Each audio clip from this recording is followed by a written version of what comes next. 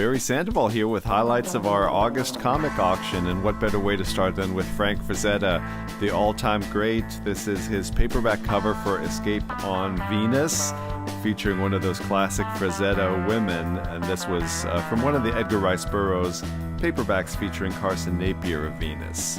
The comic book front, check out Wonder Woman #1, an unrestored copy of the first comic that was completely devoted to Wonder Woman. And moving back to comic art, it's Gene Colan and Bill Everett with the cover from Iron Man and Submariner #1. This is the large art, twice up size, and very striking in person. Also very striking with great eye appeal, it's Incredible Hulk #1. This is graded very fine near mint 9.0, and if you take a close look, I think you'll see that grade is very well earned. Let's go to John Romita Sr., Amazing Spider-Man #55 cover art. This is twice up as well. Everybody seems to want a Romita twice up Spider-Man cover, and there are only very few to go around. Detective Comics #35 has the classic hypodermic needle cover. This is the Lamont Larson pedigree copy.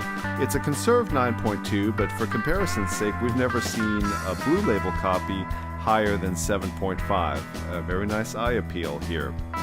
Jack Kirby, Tales of Suspense #60, splash page. This is just the second solo Captain America story since the 1950s. Spectacular, and one of two cap splashes we have in the auction from Tales of Suspense. Bernie Wrightson, Frankenstein was his masterpiece. This was the very first illustration that Wrightson produced for that Frankenstein adaptation.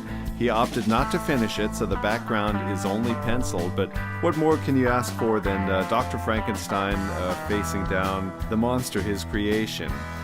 How about Brian Boland, Batman, The Killing Joke, page 1, the very first page of this issue, and you can look at this for a long time as each panel here is its own little masterpiece. And let's stay in 1988 for Mike Mignola. You remember the Batman, A Death in the Family storyline that made news, and this is the first cover of that 4-issue series. And these are just a few highlights, but there are literally 1,000 more lots of comics and comic art, and you can see all of them at HA.com.